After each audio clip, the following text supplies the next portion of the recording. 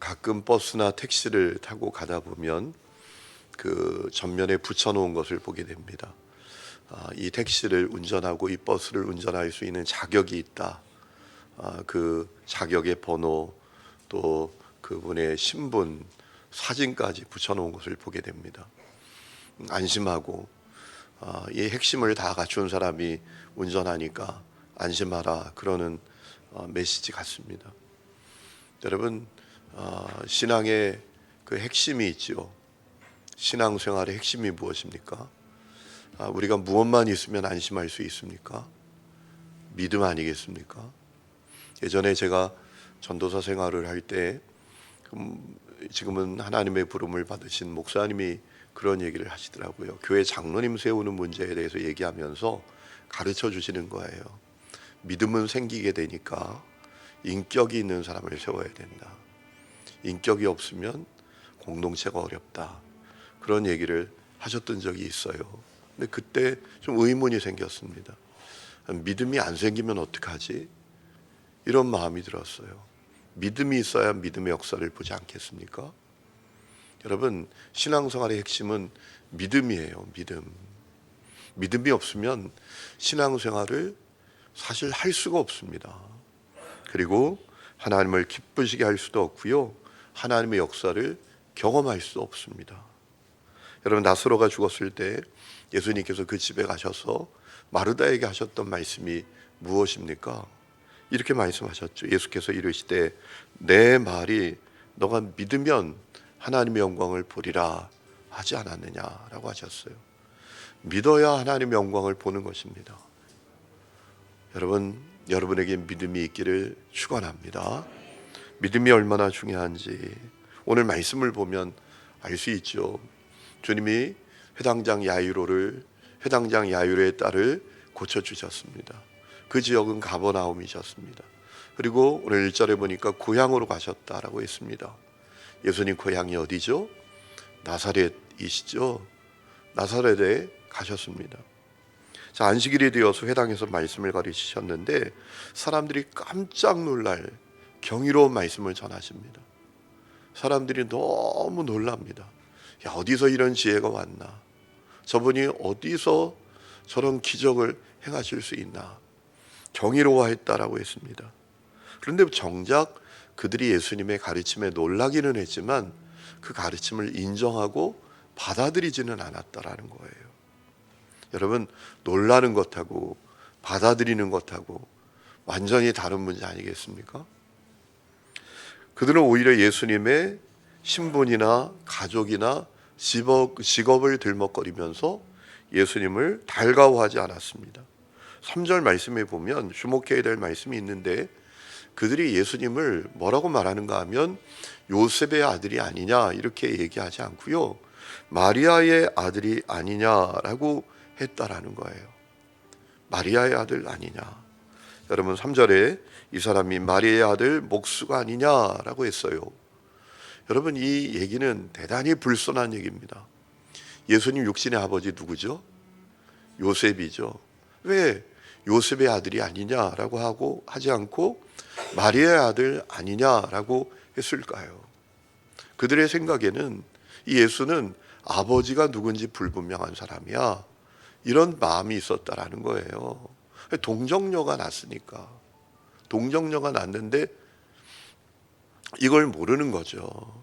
그러니까 그들의 선입관에는 어떤 마음이 있는가 하면 예수는 아버지가 누군지 불분명해.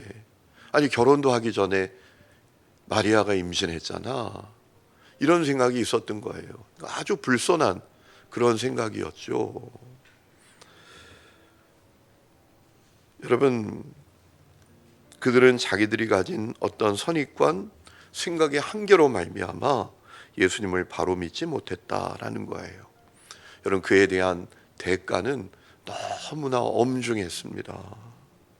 예수님께서 그 지역에서 몇몇 병자를 고쳐주신 것 말고는 어떤 권능도 행하지 않으셨다라는 겁니다. 5절, 거기서는 아무 권능도 행하실 수 없어 다만 소수의 병자에게 안수하여 고치실 뿐이었고, 오히려 6절에 그들이 믿지 않는 것을 이상히 여기셨다라고 했습니다. 여러분, 그러니까 무슨 말씀이죠? 믿지 않는 자들에게 권능을 나타내 주지 않으셨다라는 거예요. 믿지 않는 자들이 하나님의 영광을 보기가 어려웠다라는 겁니다.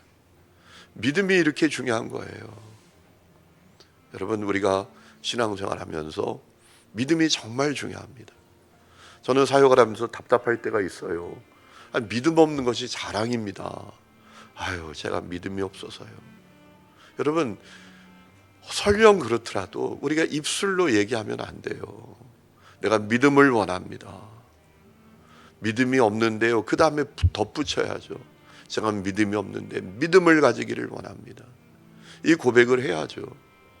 여러분에게 그 은혜가 있기를 축원합니다. 여러분, 6절 말씀 보면 믿지 않는 나사렛 말고요, 믿음을 보이는 모든 마을에 두루 다니시면서 말씀을 가르치셨다라는 거예요. 믿는 자들에겐 영광을 보여주셨다라는 말씀이죠. 여러분, 우리에게 믿음이 중요합니다. 우리에게 믿음이 정말 있습니까? 주님이 이상하게 여기시는 사람들이 혹시 아닙니까? 여러분, 우리가 믿음을 분명히 갖지 못하다면 그 이유는 어떤 걸까요? 우리가 우리 자신을 잘 점검해야 돼요. 우리가 몸이 아파도 병원에 가서 점검하잖아요. 몸이 아픈 원인이 뭐지? 이거 점검하지 않습니까? 여러분, 믿음이 이렇게 중요하면 내가 분명한 믿음을 갖지 못하는 이유가 뭘까? 그걸 점검하고 해결해야 되잖아요. 나는 눈에 보이는 것만 믿는 사람인가? 나는 세상 자랑, 세상 정욕에 지금 빠져 있는 사람인가? 나는 내 생각의 한계 안에서만 믿으려고 하는가? 여러분, 원인을 찾아야 돼요. 그리고 믿어야 합니다. 믿음을 가져야 합니다. 오늘 말씀 보면 예수님께서 믿음의 중요성에 대해서 또 말씀을 하시죠. 제자들을 둘씩 보내십니다. 당부하신 것이 있어요. 믿음 분명히 가지고 가라 라는 말씀이에요. 그 내용입니다. 여러분, 주님께서 제자들에게 보내시면서 몇 가지 지침을 주셨잖아요. 8절에 보면 지팡이 말고 배낭, 전대, 돈 가지지 말고 가라. 9절 두버롯도 가지지 말라. 10절 제자들이 영접하는 곳이면 거기에 들어가서 머물라. 영접하는 데면 따지지 말고 그 집이 넓은지 좁은지, 그 집 좀 여유가 있어 보이는지 아닌지, 그 집이 위험해 보이는지 아닌지 그런 거 신경 쓰지 말고 너희들을 영접하면 그저 거기 들어가서 머물라. 이 말씀의 핵심은 무엇입니까? 믿고 가라라는 겁니다. 믿고 가라. 하나님이 돌보시고 책임지시고 입히시고 먹이시고 재우시고 그걸 믿고 가라는 말씀이에요. 지팡이 들고 가라. 이게 뭐예요? 여러분, 성경에서 지팡이는 뭘 말합니까? 권능을 가리킵니다. 권능, 모세의 지팡이 권세였습니다. 지팡이는 권능을 말해요. 더러운 귀신을 쫓아내고 병자를 치유할 수 있는 그 권능, 그거 하나만 갖고 가라. 그리고 믿음을 갖고 가라 라고 말씀하신 거잖아요. 그랬더니 어떤 일이 벌어지죠? 13절 많은 귀신을 쫓아내며 많은 병자에게 기름을 발라 고쳤다라는 것입니다. 여러분, 분명한 믿음을 갖고 가라라는 거였습니다. 제자들이 순종했을 때 그들은 믿음의 역사를 보게 되었지요. 여러분, 우리에게 믿음이 필요합니다. 하나님을 믿어야 합니다. 오늘 여러분에게 그 은혜가 있기를 축원합니다.